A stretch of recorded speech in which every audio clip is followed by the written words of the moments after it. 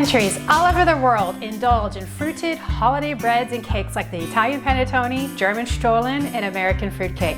The Czech Republic's version called Vánočka is no exception. While called a cake, this simple Czech Christmas delight is a lightly sweetened, buttery, enriched brioche-style yeast bread scented with nutmeg and dotted with dried fruit. This beautiful, artistic-looking braided bread creates a showstopper of a centerpiece for your holiday table.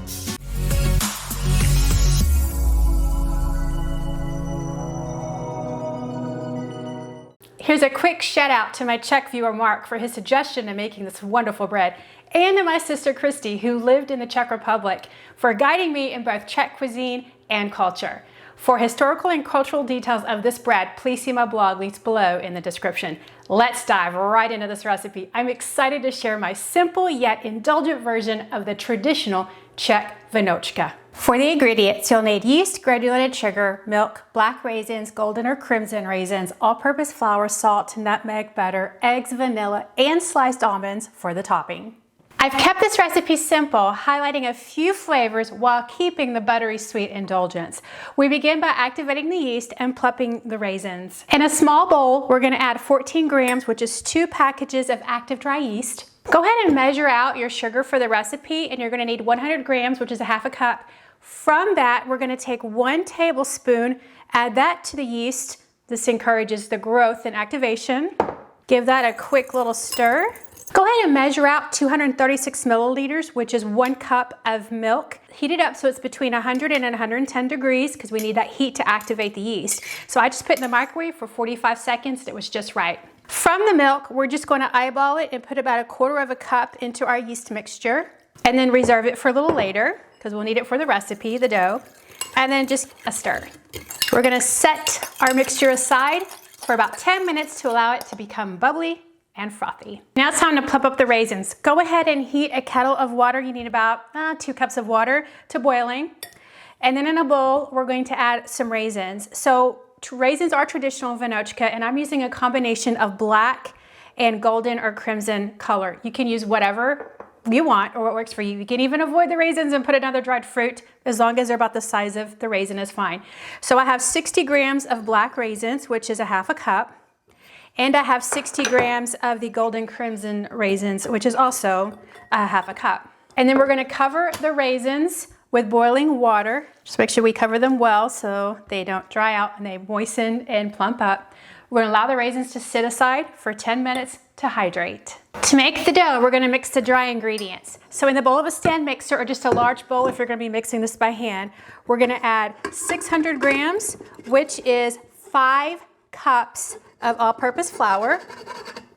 We're going to add 6 grams, 1 teaspoon of salt. We're going to add the remaining sugar from which we took that 1 tablespoon to activate the yeast, and a half a gram, which is a half a teaspoon of nutmeg. Give your mixture a whisk. We're going to take our reserved milk, and in it we're going to place 113 grams, which is 4 ounces, or 1 stick of butter. And I did dice this just to make it easy to melt. And we're going to microwave this for 30 seconds or so until the butter is just melted. That way it won't be too hot to add the other ingredients. After 30 seconds in the microwave and stirring for a bit, my butter is just melted, so it's just right. So to our butter, we're going to add 1 beaten egg. This is why we don't want our butter mixture too hot. And 1 teaspoon of vanilla, and give it a quick stir. With a flour mixture on the machine and the dough hook attached, go ahead and turn the machine on low. And we're just going to slowly pour in this warm milk mixture. All right, and that dough is starting to form. Yeast is bubbly and activated, so we're also going to pour in the yeast mixture. Take a look at that dough as it's forming. We're going to increase the speed to medium and knead for 10 minutes. As you're kneading, look at your dough. The dough shouldn't be too sticky, but it should be pulling away from the edge of the bowl. Add an additional tablespoon of milk or water or flour depending on the consistency of your dough. Alternatively, if you're working by hand, once all the ingredients have been mixed in a bowl, knead the dough by hand on a floured surface for 10 minutes until the dough is smooth and elastic. I'm 5 minutes into my kneading. I just want you to take a look at the dough. It has curled around the dough hook and it is separated from the dough edge. And so this is what it's been doing for about the last 3 minutes. So we're just gonna let it run like this for another 5 minutes. My 10 minutes are done. Notice my dough is not sticky. It's got a little bit of tacky feel to it, and it's just a nice mound in the machine. We're gonna add the hydrated raisins, but we need to drain them first and pat them dry. So just go ahead and put them in a strainer and then place them on, I use a paper towel on top of a regular kitchen towel. Notice how plump they are, especially those crimson ones. Those crimson ones are really large, so they're nice and plump. And then just pat enough so that they're not wet when they go into our dough. Now add them to the dough. And if you're doing this by hand, you're gonna knead them into the dough on your work surface. We're gonna turn the machine on again. This time we just want the machine to run enough for the raisins to get kneaded into the dough. And this may take a couple of minutes, just be patient, but it will happen.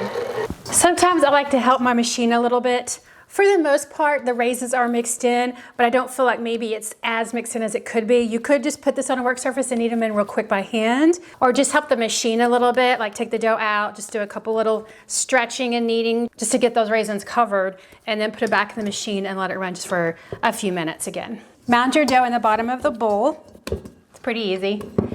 And then I take cooking spray, spray the top and sides because I don't want the dough to stick to anything and I want it to be easy to remove. And then I just sort of roll it around in the oil there. It also just stays moist and doesn't dry out at all. And then cover your bowl either with plastic wrap, a towel. I usually do both. So I want that nice cozy, warm environment. Now we're gonna set the dough aside in a warm area to double in size, and it'll take 1 to 2 hours. And this is where we are right now. Line a large baking sheet with parchment paper and set it aside. Let's look at the dough. It's definitely doubled in size. Look at those beautiful dried fruit. I love the different colors with the crimson as well as the dark black ones. All right, so we're going to deflate it and then scoop it out onto an unfloured work surface. No flour needed at this point. All right, we're going to divide this dough into 9 separate pieces because each piece is going to become a rope, which makes the signature braid of the loaf.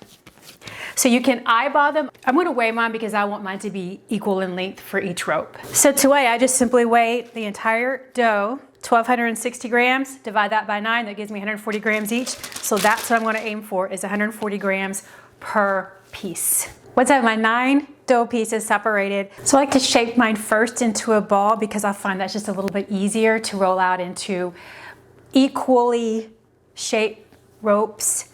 And then I just place them on a plate and cover them with a towel so they stay moist while I'm rolling them into the rope shape.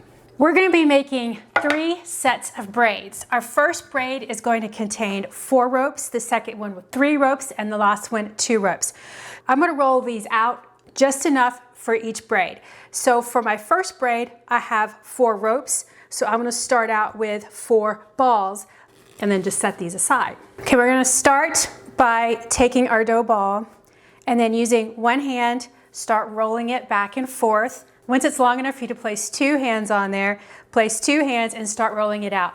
We're rolling this out to 16 inches and each rope needs to be the same length. As you're rolling, if you notice that a raisin falls out, just set it aside. As you roll, just press down and push out, and that's how you'll get the length pretty quickly to 16 inches. Okay, that's our first one, so I'm just gonna set it aside, and I need 4 total that size. All right, so I'm gonna take another one, same thing, begin rolling with one hand until it's long enough for both hands, and then just start pressing down and pushing out. You want to maintain an unfloured work surface, as the unfloured surface provides friction and aids in stretching out the rope as you're rolling it. It's my second one. All 4 ropes are rolled out, so this is gonna make our first braid. So go ahead and line them up to where they're touching and seal the top end. You can just pinch them together. So this is first position, second position, third, and fourth. You're gonna start with the first one. You're gonna lift it up and you're gonna cross it over the second one. Put it under the third one. So you're gonna cross it but under it and over the fourth one. That's how you make a braid. We're gonna do the same process all the way down. What was originally our second rope is now in our first position. We're just gonna repeat it. Take the first position, move it across to second position. Okay, try to keep them tight as you braid. Then under third position, and then over fourth position.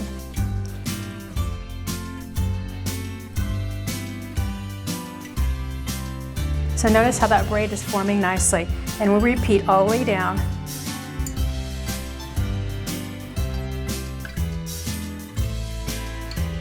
Until it's completely braided all the way down. When you get to the end, you're just going to seal those end pieces. I like to curl them under.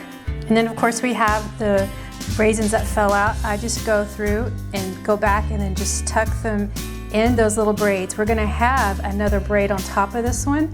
So that's our bottom layer braid. You're gonna lift up your braid and place it on the sheet. And this braid is sturdy, so you can adjust it and move it around. It's easy to pick up. Try to center it and go ahead and pat it down because we're gonna add another layer on top so it'll hold the other one. That's our first braid. Now set this aside and we're gonna make our second braid. For our second braid, we're gonna roll out 3 ropes and braid those together. My next set of 3 ropes is ready, so I'm going to put those together, touching, and they're equal distance in length, right? So this one's a much easier braid than the first one. So pinch the end to seal. Then you're gonna take, oh, finally had a raisin fall out of this batch. We'll save it for later.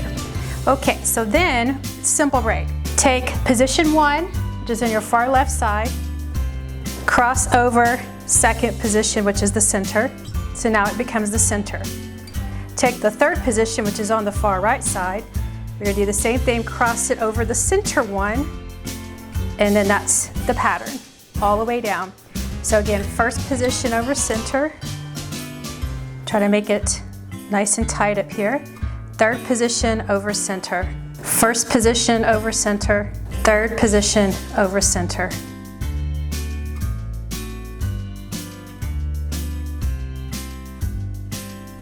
Just seal the end together. And that's our second braid with our raisin left over. So we'll shove it in right there. Take your pan. With our first braid, we're gonna take the second braid, put it on top of the first one, pat it down to where they stick together, and I always like to go back and tighten those ends so that the top braid and the bottom braid are together. So cover this up. We're gonna roll out the last 2 dough pieces. For these last 2 ropes, you want to roll them an additional 2 inches since they are placed higher on the loaf and they have more ground to cover to be tucked under the bottom braid. So I rolled these out to about 18 inches. And this is a pretty easy braid here because it really is just a twist. And so the easiest way I found to twist this one is put your hands on either end, fingers on one end, palm on the other, and then just move them opposite of each other, and then that's how you get a twist. And then seal the ends by pressing them together. Okay, and then take your dried fruit and tuck it in there. And then that is the last twist that goes, a braid that goes on this bread, and it's gonna go on top. Notice how nicely it overlaps both ends because we made it just a little bit longer. So as we did with the others, you wanna mash it down a little bit just to get it to stick. And then tuck in that end and squeeze it against the other so that you have a seal. Try to get it centered on the top as much as you can so you don't have any sort of an odd shape bread once it starts rising. That's our loaf. Cover the dough with a towel or a plastic wrap. Towel is good here because this is a big loaf. We're gonna allow the dough to rest and rise in a warm area for 30 minutes. I'm just gonna put it over the stove. And in the meantime, go ahead and preheat your oven to 350 degrees. Before we bake the bread, let's add a few touches. We're gonna crack our second egg into a bowl, give it a quick beat, and then we're going to give our bread an egg wash.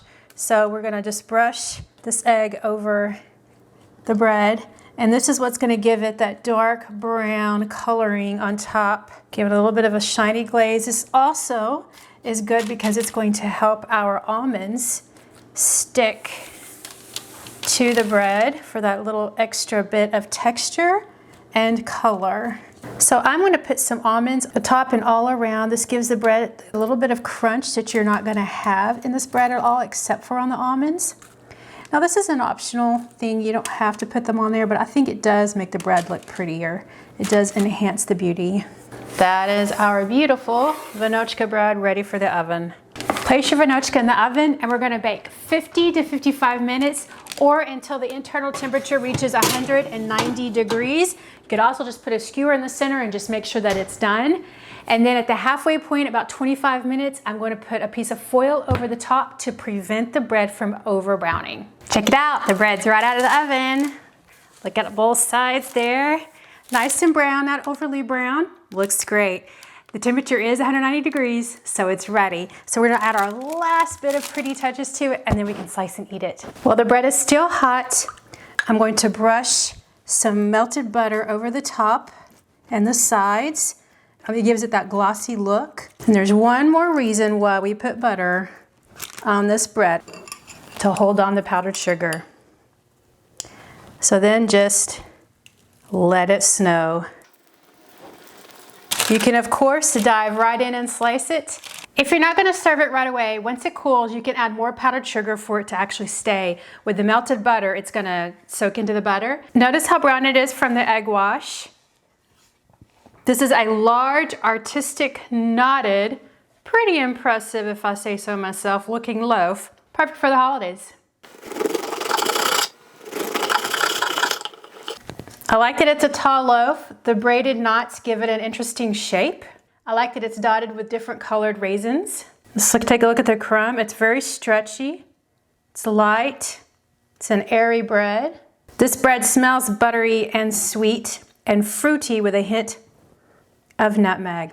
This is a great all-around holiday bread. Slice and eat Vánočka for breakfast, topped with butter, jam, and additional powdered sugar. Vánočka makes great French toast served with maple syrup and powdered sugar. Again, powdered sugar. Vánočka is a fantastic bread for the season to give as gifts or to enjoy any time of year. Store slices sealed in the freezer until ready to eat them. While this fruity bread is fabulous to look at and seemingly rich, it's light enough to offset those heavy, rich foods eaten this time of year. It would totally enhance your holiday season menu. Thanks for watching, liking, and subscribing. I wish you and yours a very Merry Christmas and Happy Holiday Season. Until next time, go bake the world.